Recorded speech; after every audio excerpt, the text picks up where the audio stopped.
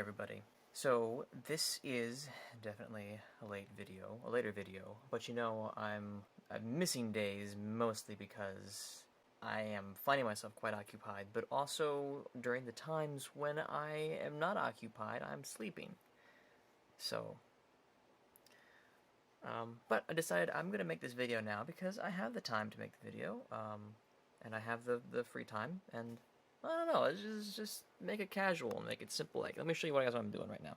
I am looking up lyrics to a song and also just a version that I can practice with, a karaoke version, for auditions coming up. And just getting a feel for it, testing some things out vocally. You know, that's pretty much it, just having an overall relaxing kind of night.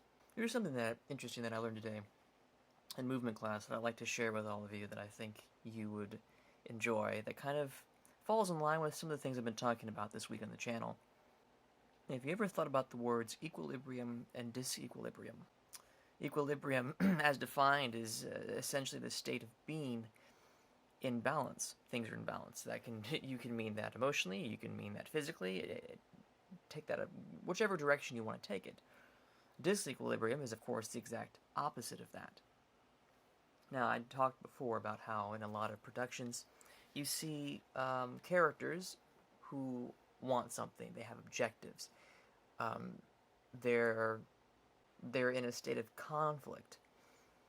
They're also in a state of disequilibrium because that's the most believable, the most relatable, because we're always in a state of disequilibrium as people. What that basically means is you're always searching for something, you're always wanting something. In this case, equilibrium, balance, security, safety. Do you want to put everything back to make it okay? And it gets me thinking about how quick I am to try and find a resolution when something wrong happens, something bad happens, or not necessarily how quick I am to act, but just how quick I want things to go back to the way they were. Because sometimes it's very easy to get caught in a bad situation and never walk out of it because you feel stuck. And there's been a lot of that going on lately. Even small things, like this audition piece, like a state of disequilibrium being that I don't quite feel prepared just yet. And the audition is 5 days away. The piece I'm doing is There But For You Go I from Brigadoon, and the monologue I'm performing is going to be from The Music Man. It has a lot of great physicality elements to it, a lot of motion and acting, and of course the song, if you guys recognize it, it's from the golden age of Broadway, and honestly, when you think of Broadway tunes as its own genre or style, it's as close as you can get to the Broadway sound. I mean, it fits with the play that I'm auditioning for and everything, and that's the point, is so that the audition is relevant. I still need to do research and read the play, the musical. I need to do research on Brigadoon, on The Music Man, as much as I can, so that way it looks like I know what I'm doing, like I know what I'm talking about, because there's nothing worse than getting up and singing a song or performing a monologue, and the people that are judging you know the piece you're doing and where it's from, and if you aren't interpreting it correctly,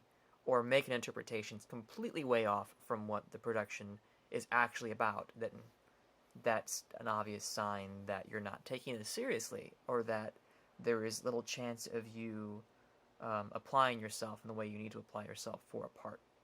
Lots of disequilibrium happening, lots of looking to make it equalized. But just want to leave you guys with a little bit of something tonight to kind of think about. And tomorrow is going to be a very packed day full of lots of recording, so I ought to set my camera to charge and everything, because I haven't done that yet. And I'll see you guys tomorrow. I will make a video about what's happening. And, yeah.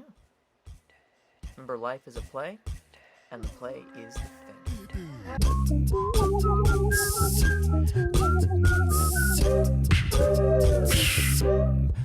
I